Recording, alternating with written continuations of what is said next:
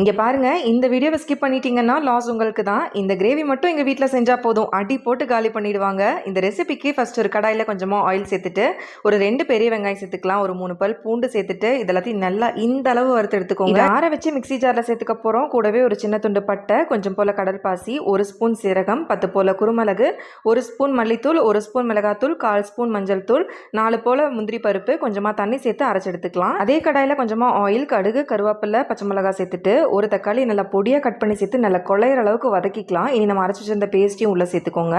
தேவையான அளவு உப்பு சேர்த்து நல்லா சுண்ட வர வரைக்கும் நல்லா வதக்கி எடுத்துக்கணும். லிட் போட்டு க்ளோஸ் பண்ணி இந்த மாதிரி வேக வச்சிங்கன்னா சீக்கிரமாகவே நல்லா வெந்து வந்துடும். தேவையான அளவு தண்ணி சேர்த்து எகெயின் லிட் போட்டு க்ளோஸ் பண்ணி குக் பண்ணிக்கலாம்.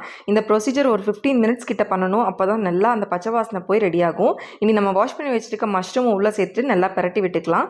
மஷ்ரூம்க்கு நிறைய தண்ணி சேர்த்துறாதீங்க, லைட்டாக தெளித்து விட்டு வேக வச்சுக்கோங்க. ஒரு 5 மினிட்ஸில் கிரேவி ரெடி. ட்ரை பண்ணி பாருங்கள். பாய்.